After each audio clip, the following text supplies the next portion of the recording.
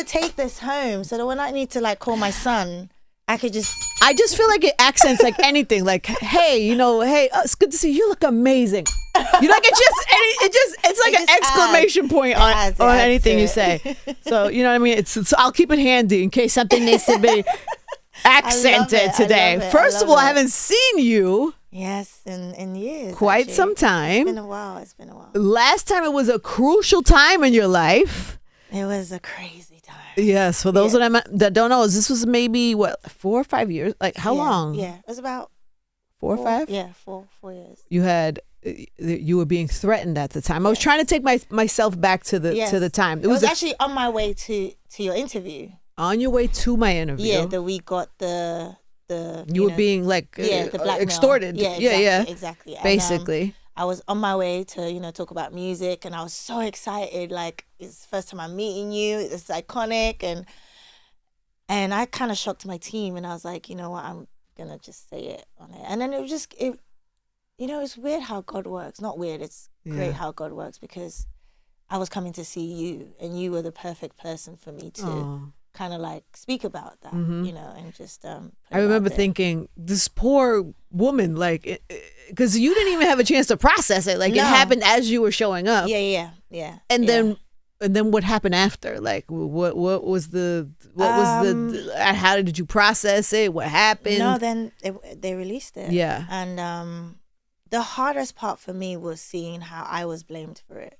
because I wasn't expecting that. Yeah. In all honesty, I thought, I'm gonna come here, I'm gonna speak my truth, explain that people empathize. Yeah, people will realize that I'm actually a victim, I'm going through this and whatever, and then wake up the next couple of days, and it was just like, you're doing this to promote something. Yeah. And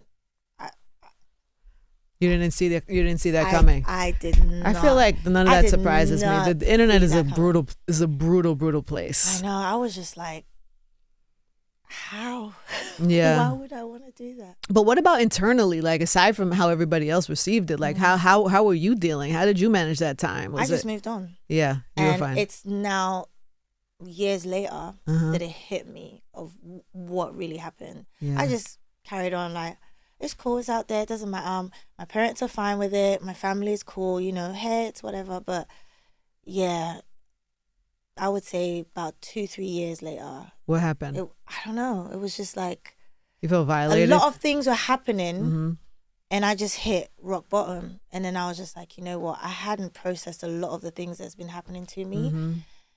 And because I was wondering, why am I hitting rock bottom? Because of one little thing that happened to me. And I think when you had so many amazing things that happened. And then I had and it was just like, I hadn't processed that, because right after that, my father passed away. Oh, I'm sorry. And somebody else that was very close to me passed. So it was just like back to back. Yeah, it was a tough time, but I'm so sorry. we're here. No, we're here. You made it through the storm, baby. You made it through the storm. Everybody got storms, man. As this life starts to life. Yeah.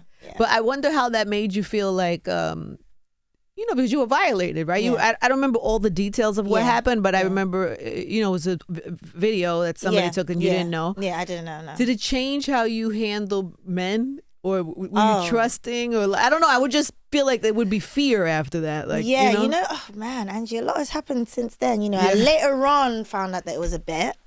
It was a bet. Yeah. And this was someone I was in a relationship with, but I thought I was in a relationship with, but he obviously, for whatever reason, and bastard. Yeah. But again, I don't know. I just I don't know. Did you have to heal from that? You know what I'm saying? I think I still am. Yeah, you're still healing. Yeah. Yeah. And I think I was still projecting a lot of that into other relationships that I went into, not even just romantic relationship, friendships. Just trusting people. Yeah, just, work and, just changed my whole team. Yeah, I went through just like a stage of like, I felt like I was just cleaning shop. Yeah. Like normally, if someone does something to me, I'm one of those people that would like give you 1 chance, 2, 3, 4, 5, 6, 7 chances. And then I went through a period where I was just like, you take my glass of water, and I'm like, our friendship is done. You're dead to me. Yeah, you're that's dead it. No, that's how people people will get you there. Yeah, and I got that extreme with this, how I was dealing with life, my patience, and I was just like snapping, and I was in the studio supposed to record a project, and I had to just let it out.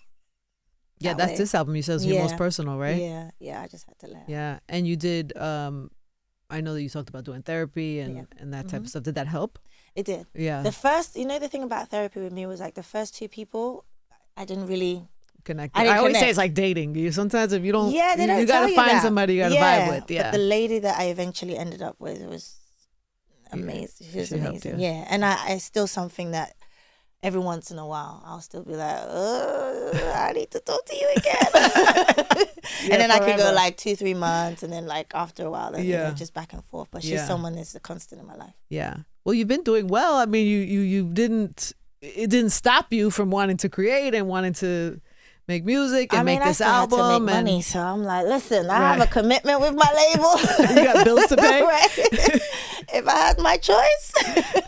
No, but it was good to go back in. Yeah. It was really, really good to do this type of, because people weren't really expecting. They were expecting me to do Afrobeat and what I've done for the past decade. Yeah. So for me, it was. I wondered that for you too, because there's this label that people put on you as this, queen of Afrobeats. People have put that title. I just wonder how that affects you when a title is, because titles. Pressure, innit? But also, titles sometimes also put you in a box if you let it, or you become like. It really, for me, aside from the music, it puts me on. How can I explain this? I've been doing my rounds and just speaking my truth. And a lot of it has been trending, so people will say, for instance, this project, what happened? Why did you want it to be so personal? I'm like, oh, this guy did this to me. And then I see some people be like, but you're the queen, you're Tiwa Savage. How could you even allow? They feel like abandoned? Yeah, or they feel like I've betrayed them. Like they've put me on this pedestal and they think that I'm the queen and I can't be heartbroken, or I can't fall for the lies, or I can't have insecurities, or I can't be depressed, or I can't be sad. Or maybe they expect you to make one type of music. Yeah, also. Exactly. Yeah. One type of music, be one type of way, be perfect, never make any mistakes, never make nothing. And I don't know. For them, I'm like, listen, if you have your life perfect, then great. Bravo. Yeah, I love it. I love it for you. If you have no insecurities, but me, whether I'm queen of Afrobeat or not, I'm a woman and I have insecurities. How do you feel about that title? I don't know, does you feel connected still to that title? Because I'm sure other people threatened or try to. Yeah, and initially that's why I was running from it, because I didn't want anyone else to feel like I'm saying I am the whatever. I love women. I love to see women win as well as me. So I was running away from it, but now I'm learning to embrace it, because it's like I've put in work, and we always say that we want our flowers, and this is my fans giving me my flowers. So I'm learning to accept it. Another thing I used to do is like I didn't know how to take compliments well. So when you say queen of Afro, I'm like, no, I'm not. Or if someone says to me, oh, you're so beautiful, I'm like, so are you. Like, instead of me to just be like, thank you. You want to deflect. Yeah, all the time. And that's what used to happen when they say queen of Afrobeat. I would just reject it and deflect, because I never felt like I was worthy of anything. Oh, I hope therapy helped with that. Yeah, a little bit. Yeah, definitely. Okay. I would say it's still, I'm not 100%. I'm maybe 60, 70. Okay, you're on your way. Yeah. You're on your way. 100%. Where do you feel about the state of Afrobeats now? How do you feel about what's happening? I don't know. What are you excited about? Excited about? I'm still excited that we're in a conversation. I know initially people were like, it's our 15 minutes of fame and it's going to come and go. I'm happy that we're still in the conversation. I'm happy that, it's still growing. It's still one of the fastest growing genres. My prayer is that we sustain it. Yeah, I was going to say, where do you hope to see it in the next 5? That is as strong as a genre like R&B and hip hop or rock or whatever. Like globally. Yeah, globally, and it maintains that growth. But also saying that, I feel like music in general, there's blurred lines now. So even though you have Afrobeat, you have Afrofusion, what I'm doing, like, do you know what I mean? It's not. What do you consider that? Yeah. It's not on the nose. Afrobeat. It's a lot. It's influenced a lot by R&B now. You know, you have Burner that does fusion. So I don't know if that genre is going to remain as what we know it. And I don't think that's a bad thing, because that's happening with R&B as well. That's happening with everything. For sure. Yeah, with all genres of music. Yeah. The lines are blurred. And it evolves. Yeah. Things don't stay the same. Yeah, and I think it's a good thing. Hip hop for sure is not today what hip hop was in 98 or 99 or even 2010. Yeah, no. So different. Do you know what I was watching? What? Ladies' Night. Oh. Yo! Oh my goodness! Let me give you the bell. You see how the bell goes? It's so funny to see that. Iconic. Yeah, it was pretty great. It was pretty great moment. Super grateful to have been in that moment for sure. What? How did you see that? What made it? It's one of my favorite, women collaborating. Oh. So I always and that time is I love that era. Yeah. Good times, Tiwa. It was good times. Angie on the mic, the honeybee. Oh my God! Stop it right now. All right, couple things. Oh, number one, the 2025 Forbes Women African Media Icon Award. Congratulations on that. What is that? What was that experience? That was different, because that's eloquent people that are, you had you had a 15-year-old who invented some electricity something. Yeah. She went on to give her speech, and then I had to come on and be like, I'm like, wow, after that what am I even doing? Why am I here? But it did inspire me to look outside of music, which is why I say I'm in my Mogul era. It's not just about music for me anymore. It's about, I've just partnered with Berklee College of Music. Love that. From Boston. I want to be the first person to open a music school in Africa. Wow. Partnering with Berklee. And I'm a woman doing it too. So things like that just what will that be me. like? Like what is your vision for that? So it's like a school. Yeah. So you go there to learn engineering and songwriting and music production. I want to actually build a school where, or you get scholarship and go to study at Boston. For me, I don't know if I have the gift to open a record label, but opening a music school, because there's so many different sides of music that people don't realize. Music therapy, where you use music for cancer patients and stuff. Wow. Film scoring, the music you hear in movies. There's someone creating that. Commercials. Even music publishing. Yeah. I feel like when I say we, I say we Africans, we need to learn more. Of the business? Yes. Yeah. More about contracts and publishing and royalties and all that kind of stuff. We need to educate ourselves. So that's my giving back. I love that. One of the things. When do you have? What's the vision for when this would happen? We're probably announcing. Angie, you're getting all the gossip. Probably next month. Oh wow! I'm going to start as early as next year. My first batch of scholarships is going to go out next year.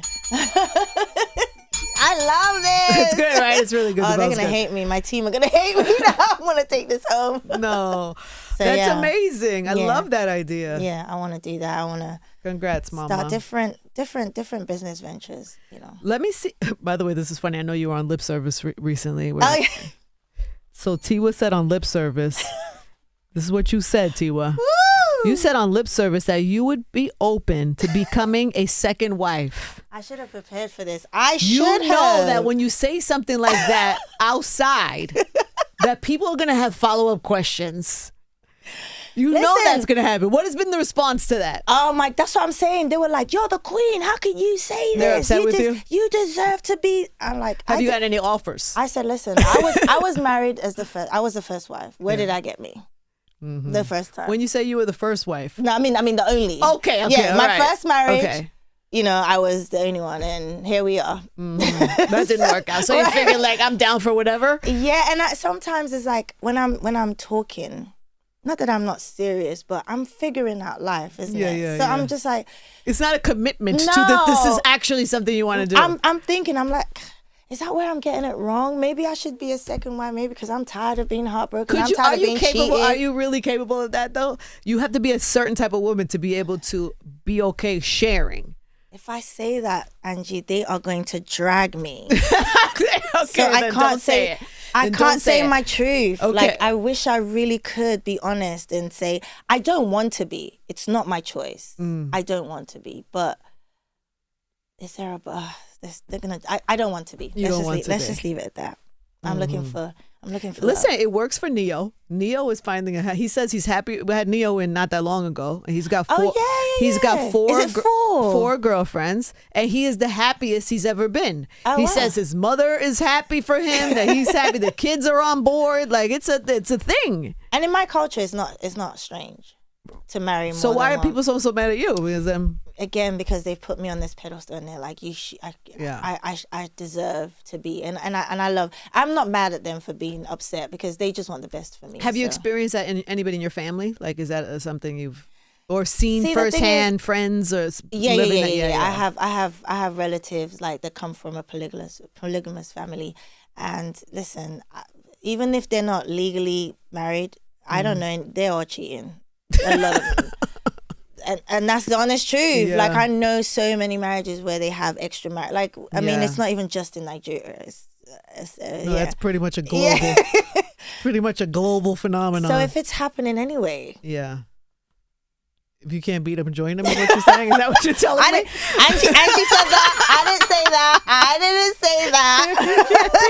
say that. Oh my God! All right, let's see what's happening in your real life these days. Let's see. Well, the last thing you ate, you said steak with lobster mac and cheese. That was lovely. Where did that come from? And this is why this is and that's why that's there. Where did we get that from? It was last night. Maestro's. I haven't eaten today yet. Oh, that was last night. Yeah, that was last night. Now I'm hungry. Your go-to karaoke song is "The Boy Is Mine." The boy is mine. The boy is mine. Who and do I'm you very competitive. Do you do Brandy or Monica? I'm Brandy. Okay. I'm Brandy. Mm-hmm. Even though I love Monica. You know they're on tour. I'm both of them. You're both of them. You're gonna do all the. You can do all the backgrounds, all the things. The boy is mine. The boy is mine. The boy is mine. Your superpower is your irresistible scent. And what is the first thing I said to you when you walked in the room? Easy. So you smell so good. That's how I get them. She got him. That's how she gonna get her husband with all them other wives. That's how she gonna get him. Your celebrity crush. You said Angie, match me. Are you looking to be paired? Yes. Are you really? 100%. So you're on the market. Yes. So would your first choice be? Okay, so would your first choice be a one-on-one relationship? That would be your first choice, yes? Yeah, I'm not good at this, clearly, by my past history. Okay, so I would say you help me. What do you think? Well, what are you attracted to, first of all? Like, do you like someone that's very... No, you don't have to be, but someone that's very talented in whatever field they're doing. Mm-hmm. So you like to be creatively inspired. Yes, you have to be really good. He would probably be an artist or some type of. No, we're not doing that. No artist. Yeah. Okay, he would. If you're be like a painter. Yes. Yes. A painter.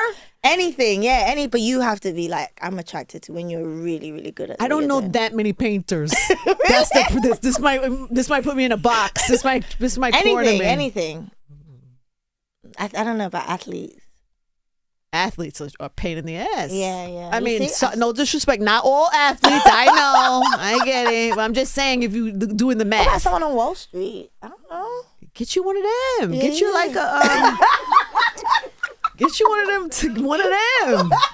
Where they working all day. They flipping numbers, buying and selling. Right? Yeah. Yeah, but they're not going to be artistic. No, they don't have to be. They just have to be good. They're going to be dry. You think so? I think so. They're not going to be.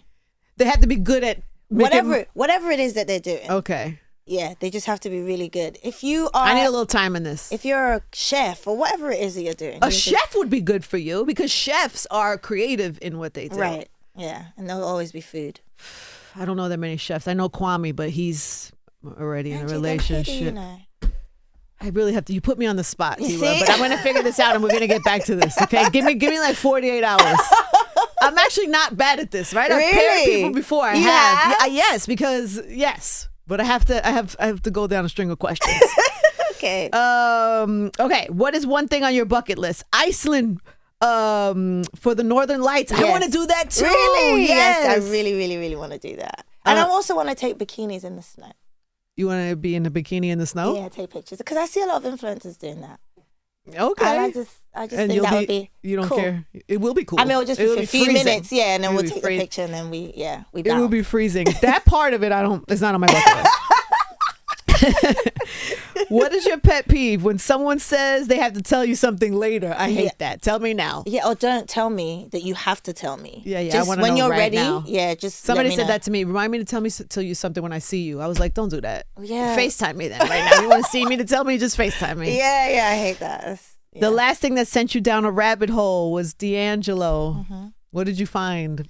Was it because he passed? And do you know what? Funny enough, before last week, I called my manager and I'm like, he's just been heavy on my mind. So I started like watching a lot of documentaries about him and the church and the Soulquarian and, you know, just everything. And obviously I've been a fan. And I just went down this rabbit hole of just it was just crazy. And then a few days later, just like watching performances and stuff. Watching his what was it, North Sea Jazz Festival? Oh, I've never nice. seen that before. Oh, I've seen pieces of it. Yeah, I saw that. I saw there's a documentary. Oh, I didn't know on that. YouTube. Okay. Yeah, of the last tour, and he was saying something about he wanted to change a performance because he feels like the audience know and expect it now. Yeah. Because they've seen it on social media. Yeah. You know, and then Kevin Lyles was like, no, like they still want to see. And then they were reading out the comments and they were saying, he was like, this is today? Oh. And then he was like, yeah, they love He's you. such a good soul. He was such a sweet soul. Really? Yeah. Back in the day, he did a video called Cruising, and he had me do like the opening. Yes, you I saw that. You in the rabbit hole? You saw that? In the rabbit hole, you saw like that? the radio announcement or And something. he was I remember that day. It was so long ago, but I remember that day because he had already had Brown Sugar. He was already like the new guy who's like super talented and everybody was like on him. Yeah. He hadn't done the How Does It Feel video yet. He wasn't that guy yet. But he was already, there was a lot of hype around him and whatever. And when I remember they asked me to do it and I was like, yeah, of course. And I went and he was so like, he was just so happy I was there and like gracious and grateful. Like, and he just was such a true, like dope, sweet person. Amazing. That song is... And it's when people pass, man, it's just been interesting to see how many people are showing him his flowers. This one hit different. I feel like there's certain people that leave and you go, oh man, we should have cherished you more while you were here. It's like you didn't realize how much of a gift it was. I feel like there's certain artists that like Nipsey Hussle, when he passed, I feel like people cherished him more when he was gone. Yeah. I feel like that's happening with D'Angelo too. And that's really unfortunate because I mean, there are people who gave him his flowers and he deserved his flowers. To me, but I think people it's hitting me a lot different for some reason. And I'm just like, even just me just being inspired to be like, you just have to do you, man, because life is short. Really. Yeah. Really, really, really short. Yeah, really for sure. Short. Yeah. You don't have a D'Angelo song you do in karaoke? Untitled. Yeah, you do? Yeah. Oh, you probably body that. No, I'm not going to do it today. Come on! I was ready. That's all we're going to get? We're only going to get dumb? Woo! That song? Yeah. And Cruising is my favorite too. Yeah, Cruising is good. Lady is good. There's so many. Lady. Devil's Pie is good. Africa, when he did Africa's so good. And yeah, you know, because I'm like, yes! This is like amazing. Yeah. That was a great record. Africa is my descent. Ooh, the lyrics to that. So good. Amazing. You gonna sing it? No. I can what? No, asking me to sing a D'Angelo song. I can't do that. Let's just this is perfect after that. And the final one was draw your favorite emoji, and it's prayer hands. It is, but I heard it's not even prayer hands. I heard that the emoji is really clapping. No, that can't be. But I think it's prayer. It is prayer. Then clapping is the one with the Hold on. I think maybe they changed it. Maybe initially it started off as the clap. Yeah. Maybe people are like, yeah. And then the clapping is now the one with but that one's new. So they probably replaced it with that. Yeah, but in prayer hands. It's prayer hands to us. Yes. Prayers up to D'Angelo, by the way, and his family, for sure. Yeah. You feel like that one was... That just, you know, when you're trying to not be rude to someone, but the prayer hand always kind of like, you know... Hey, sorry, I haven't hit you up in a long time or something. Or, hey, I can't make it. You use them all the time. You use it for sorry, everything. I can't make it tonight. Prayer hand. Oh, you hit it with the prayer hands? Heart and prayer hand. Do I do that? I don't think I do that. What's yours? I'll put the two pink hearts. Like, this is love. I just send love. Like, can't make it, hearts. Can't make it. So sorry. I'm gonna start using that actually. Or this. I use this a lot. You know, yeah. Cover face. Oh, I use that a lot. I use that one. I use that a lot. I use that one a lot. Anyway, these are so good. All right. Thank you. Tiwa, what does everybody need to know now? What is on the agenda? Besides where I'm going to work and find you your person. That is very urgent. I'm going to get onto that. Yeah, the album, of course. Everybody can still spend time with that. Please, stream it, buy it, just experience it. By the way, it went #1 on the Nigerian iTunes album chart. Yes, is that right? And the UK R&B. Congratulations. UK R&B. Yes. Talk that shit. Let them know, Tiwa. And it's gonna go in the US. We're working on it. There it is. Just promoting, doing more. I'm gonna go do more film. Yeah. I'm writing a story right now, and getting into my Mogul area.